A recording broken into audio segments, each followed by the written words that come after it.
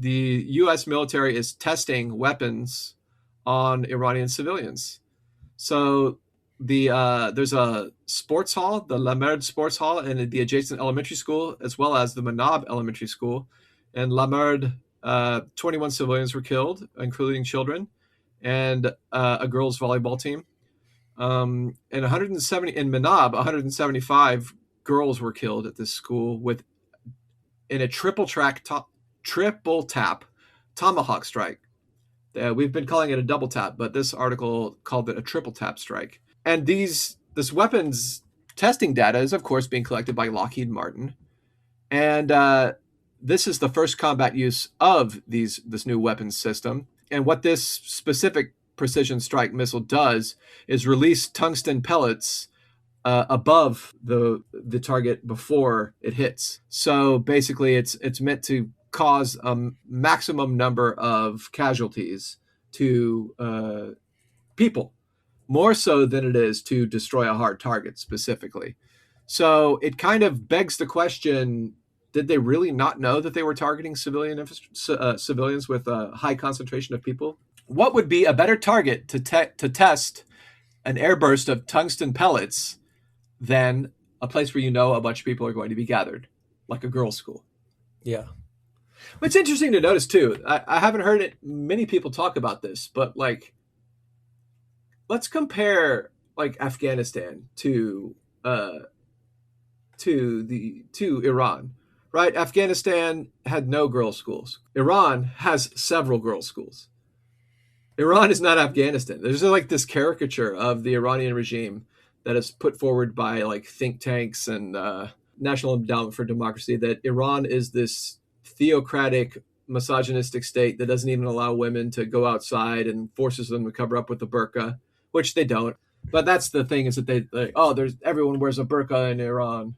I think that when people talk about they say, the burqa in Islamic countries, everyone's wearing a burqa. I don't think most people know what a burqa is. No, they don't know. They don't know the difference between a burqa, a niqab, or a hijab.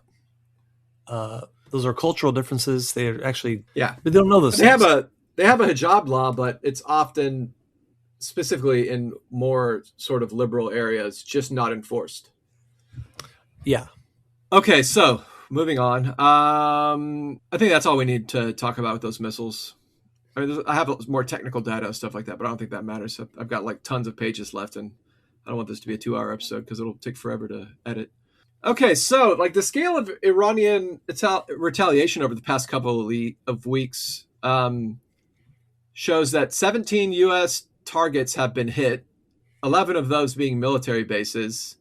The Al Udeid Air Base in Qatar has been hit multiple times. The U.S. Fifth Fleet in Bahrain has been hit multiple times. And there is a renewed sentiment of anti-U.S. base. There's renewed anti-U.S. base sentiment in the Gulf. The governments are generally pro-U.S., while the populations are becoming increasingly hostile to their governments for allowing U.S. bases there. So after the Iranian Revolution, they started building permanent bases, and then they accelerated that base building after the 1991 Gulf War by putting bases in Qatar and Bahrain and Kuwait. And there have been a massive expansion since the global war on terror, with over 1,000 installations, including in Iraq and Afghanistan.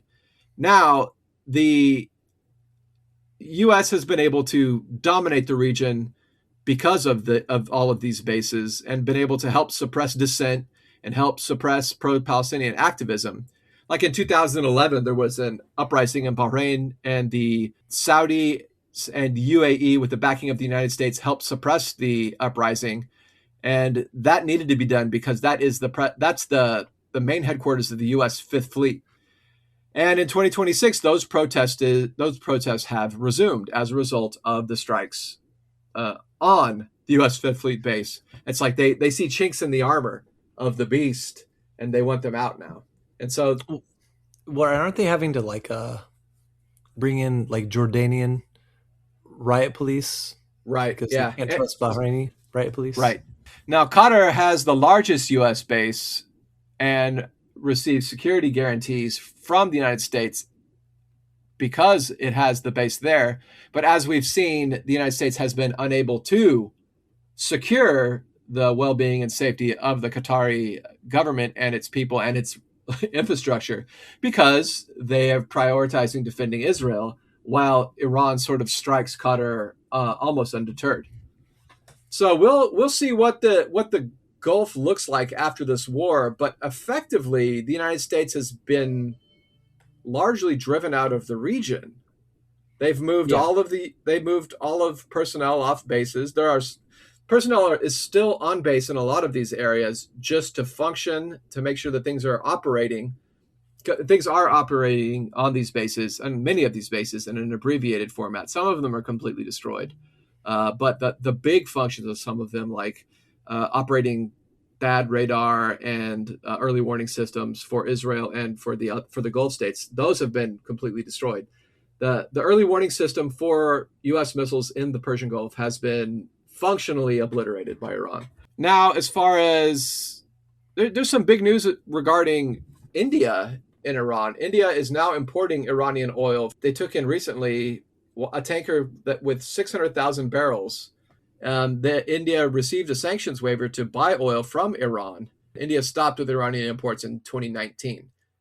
They've had reduced imports since 1979, but stopped completely in 2019. Previously, Iran was one of the major suppliers to India, and this puts them right back up at the top to make them the third largest supplier if they resume oil at the level that they before the sanctions hit.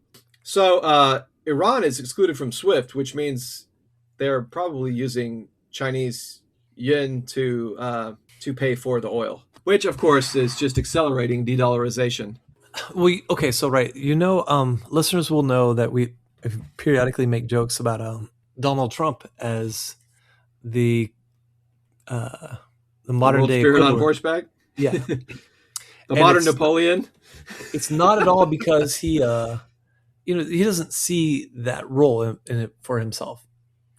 It's an indirect relationship with the object that is established by the idea. I don't want to, but this is why Donald Trump is overseeing an accelerated decline of the world order that has been more or less firmly in place since the 70s, but really started to be established in 1945, like immediately post-war. Yeah, Donald Trump is undoing it. In his efforts to save, he's helping undo it. And this is what we might call the cunning of reason, because you would never think he was going to do anything so I don't want to call it beautiful because it's awful.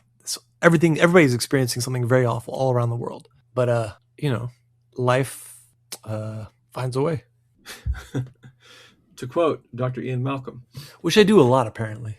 Yeah, I mean, I knew you back when you were obsessed with Jurassic Park, so that makes sense to me that is a formative part of the way you think about things. Okay, so, and when he was obsessed with Jurassic Park, he was like 10 years old. It was like 1994. Yeah.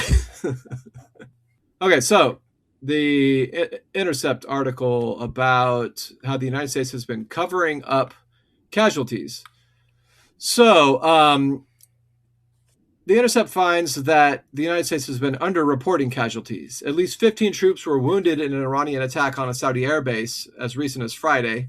Hundreds of U.S. personnel have been killed or injured since the U.S. launched the war on Iran just about a month ago. And CENTCOM continues to provide outdated casualty statements, including a 3-day-old figure of 303 wounded, which excludes the latest injuries.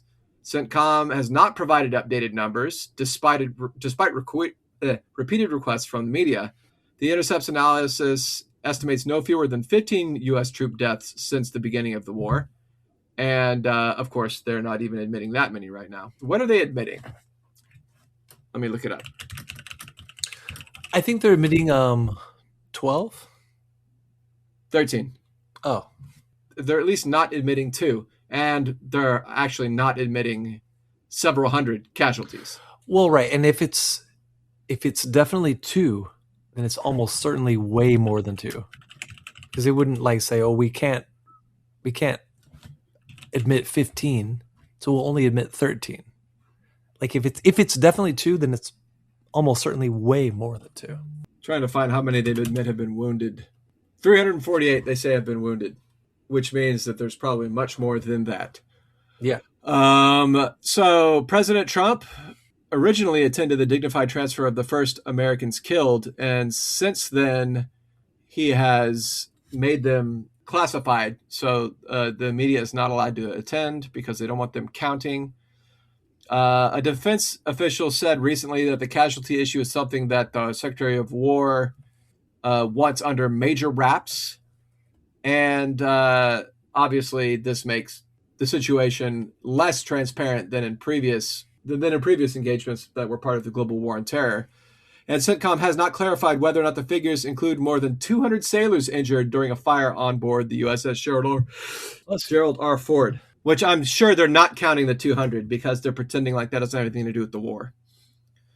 Yeah. Though, interestingly enough, speaking of that, Trump did say that Iran fired 117 missiles at the Gerald R. Ford, and that's why it had to flee the area. So he said that off the cuff in on the mic. It's not an official statement, but it does. Who knows? It might be his dementia brain talking. Maybe he confused the USS Abraham Lincoln with the Gerald R. Ford. But we do know that we do know that somebody's firing missiles at some aircraft carrier. Right. And we do know that the United States is keeping aircraft carriers way the fuck out of harm's way. They haven't done anything in this war. The carrier groups have done nothing in this war except for sit there.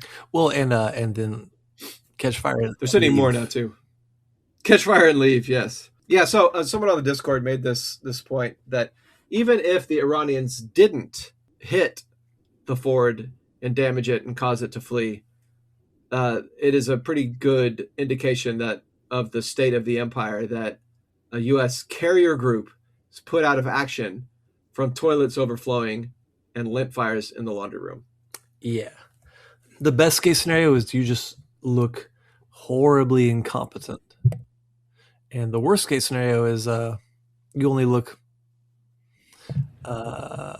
matched in terms of military power by your opponent.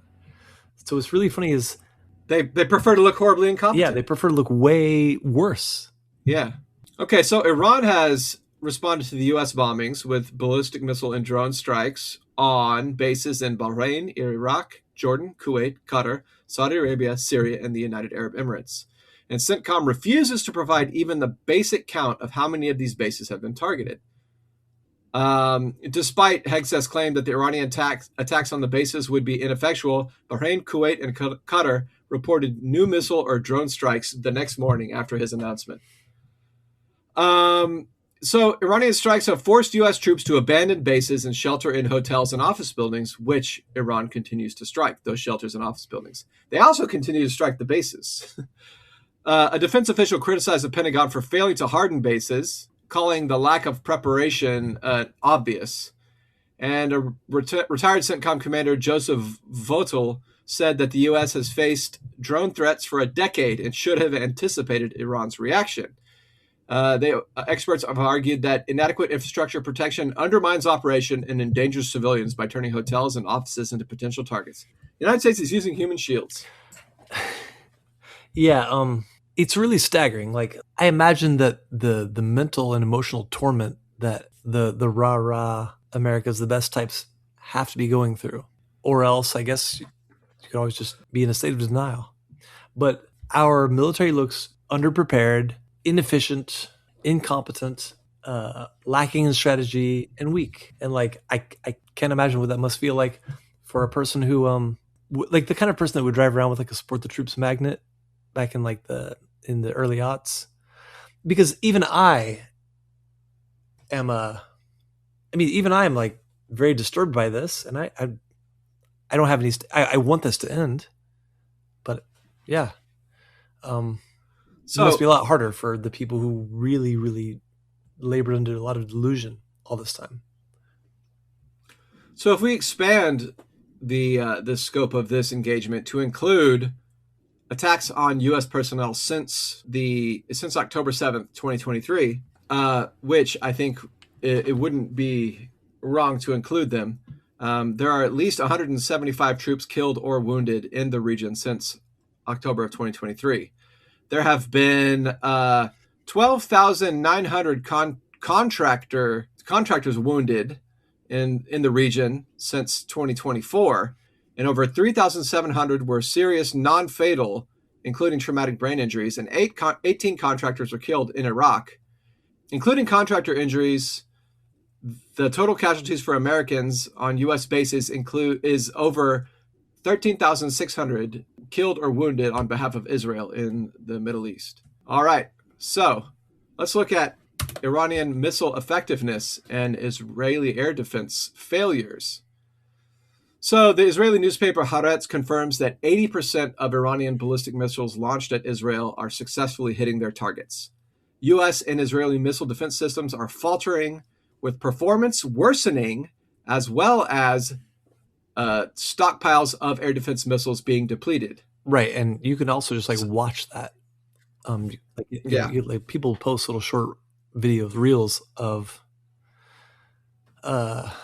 this phenomenon. You could see for yourself. So air defense systems have been systematically exhausted by continuous missile and rocket fire. Hezbollah recently joining in mass bombardments from Lebanon has further strained interception capacity in Israel. The destruction of key U.S. radar bases, estimated to be about $2.7 billion worth of radar infrastructure, like the AN/FPS 132 radar in Qatar, the AN/TPY2 radars in Jordan and the UAE, have sharply reduced early warning and tracking data. Remaining radar coverage now depends heavily on US ship-based radars and a single AN/TPY2 radar in Turkey. Oh, and also, the Iranians have been destroying AWACS planes, which expand radar detection by several hundred miles when they're up in the air. U.S. and Israeli missile stockpiles were not replenished after the June 2025 conflict, and despite deploying 3 U.S. Army THAAD batteries in Israel and Jordan and Aegis destroyers firing SM-2, SM-3, and SM-6 interceptors, inventories remain severely depleted. They also redeployed a THAAD battery from South Korea, which was reportedly immediately destroyed when it was put on the ground in Jordan. Oh, wow. Immediately. They hadn't finished deploying it, and it was immediately destroyed. Also, Iran is using more advanced missiles now. Their hypersonic missiles and maneuverable systems are able to dance. They're calling them dancing missiles because they're able to dance around air defense missiles. They're using the Fatah 2, which is equipped with a hypersonic glide vehicle, which is designed to neutralize high-value, heavily defended targets. And the original Fatah, which uses is a maneuvering reentry vehicle, which evades interceptors. They also have multi-warhead designs, which complicate interception by overwhelming defense capacity. They burst into multiple warheads. Now, Iran says these are multiple warheads, and Israel is calling them cluster munitions. Cluster munitions are not guided. They fall randomly. Right. Multiple warheads are guided. So I don't know who to believe here, but I'll leave that up to future military analysts to determine. So when the Israelis talk about cluster munitions, is that because that's like a war crime and they're trying to call attention to the possibility? Yes. Oh yeah, interesting. Yeah, well, they have actually brought up complaints to the UN that Iran is using cluster bombs on Israel, and that constitutes a war crime, even though they are not signed on to the treaty banning cluster munitions, and have bragged extensively about using them in Lebanon and Gaza quite openly. So when the Israelis accuse the Iranians of war crimes, are they saying like they're stealing our that's our shtick, like get your own shit, we're the war crimes people? I've always said this, that every accusation by a Zionist is an admission. Yeah.